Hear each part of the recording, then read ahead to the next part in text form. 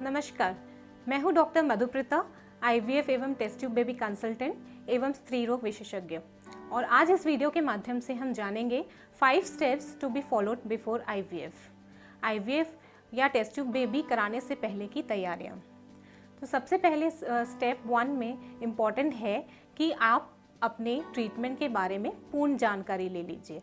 यानी आप IVF procedure जो कराने वाले हैं उसके बारे में पूर्ण जानकारी, यानी आपको उसमें कितने दिन का समय लगना है, क्योंकि यह प्रोसेस टाइम टेकिंग है। तो आपको हो सकता है ऑफिस से समय निकालना पड़ेगा, और आप प्रॉपर तरीके से इस प्रोसेस को अगर समझते हैं तो आपको एंग्जाइटी एवं स्ट्रेस भी कम आएगा।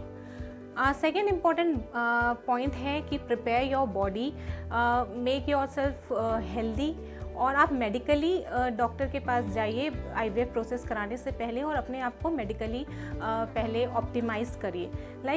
किसी पेशेंट को पहले से कुछ प्रॉब्लम्स होते हैं, लाइक क्रॉनिक डिजीज़ होते हैं, थायराइड की प्रॉब्लम हो सकती है, आपको शुगर या बीपी की प्रॉब्लम हो सकती है। तो आप डॉक्टर के पास पहले जाके इस प्रोसेस को अगर समझते हैं और डॉक्टर से अपना चेकअप कराते हैं तो डॉक्टर आपको आपकी कंडीशन को ऑप्टिमाइज़ करेंगे। हो सकता है आपके कुछ मेडिसिन ऐसे चल रहे हैं जो प्रेगनेंसी के दौरान आपको नहीं लेनी चाहिए, और अगर आप आईवीएफ प्रोसेस कराते हैं और उसके बाद अगर प्रेगनेंसी ठहरती है तो कुछ सेफ ड्रग्स आते हैं, जैसे बीपी की दवा हो सकता है डॉक्टर आपके चेंज करें।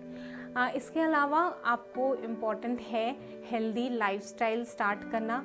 अगर आप ओबीज हैं तो अगर आप अपने खान पान को रेगुलराइज करते हैं और अपनी लाइफस्टाइल को ठीक करते हैं तो आईवीएफ में अच्छे रिजल्ट्स मिलने की उम्मीद होती है। डाइट कुछ ऐसा लीजिए कि आपके स्पर्म्स, आपके एग की गुणवत्ता वो बढ़ा सके। तो हम रेकमेंड करते हैं हाई प्रोटीन डाइट।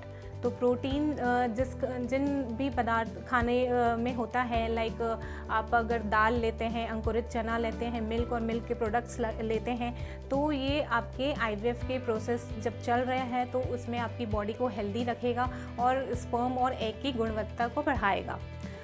कभी कभी ऐसा भी होता है कि जैसे आपको अगर पीसीओडी का कंडीशन है तो हो सकता है डॉक्टर आपको कुछ ड्रग्स एडवाइस करे, लाइक मेटफॉर्मिन एडवाइस करे।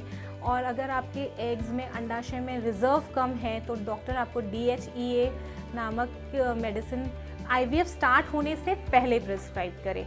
इसलिए आईवीएफ को थोड़ा प्लान्ड वे में करना होता है। डॉक्टर से 1-to-1 आपका डिस्कशन होना चाहिए, और हो सकता है कि आपको कुछ डॉक्टर्स मेडिसिन प्रिस्क्राइब करें जिसको आपको टाइम टू टाइम लेना है।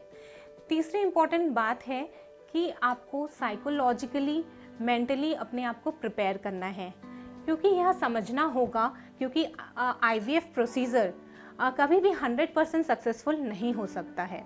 कुछ लोगों में फर्स्ट अटेम्प्ट में ही क्लियर हो सकता है आईवीएफ, हो सकता है उन्हें सक्सेस मिल जाए फर्स्ट अटेम्प्ट में, बट कुछ ऐसे भी पेशेंट्स होते हैं जिन्हें यह समझना होगा कि आईवीएफ कभी भी एक चरण में कंप्लीट नहीं हो सकता है उनको दूसरे चरण को अपनाना पड़े, हो सकता है उन्हें सेकेंड साइकिल की ज़रूरत पड़े।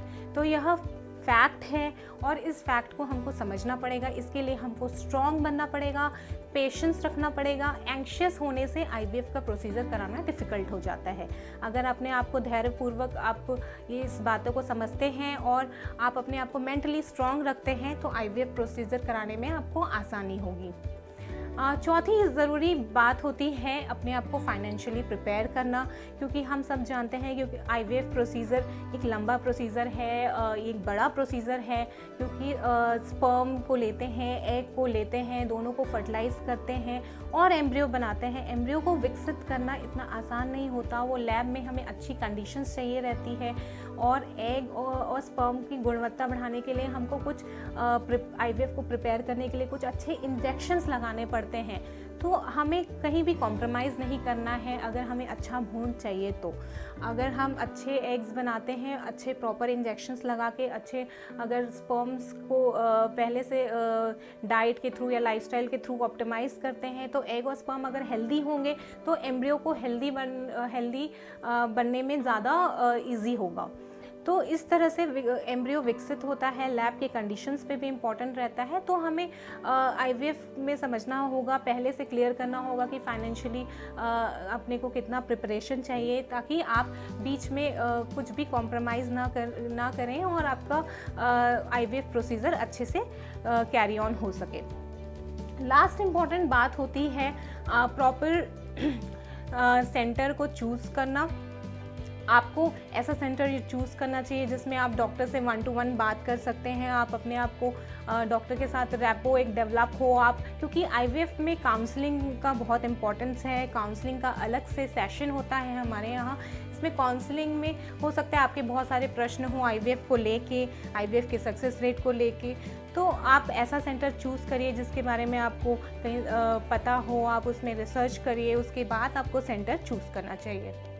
आईवीएफ का प्रोसीजर कभी भी इमरजेंसी में नहीं किया जाता, इसे प्लान्ड वे में करना चाहिए। इस प्रक्रिया के बारे में पूरी जानकारी लेना चाहिए। और ये बातें जो आज हमने वीडियो में डिस्कस की है, ये 5 स्टेप्स पहले आईवीएफ कराने से पहले आपको प्रिपेयर करना चाहिए। Thank you.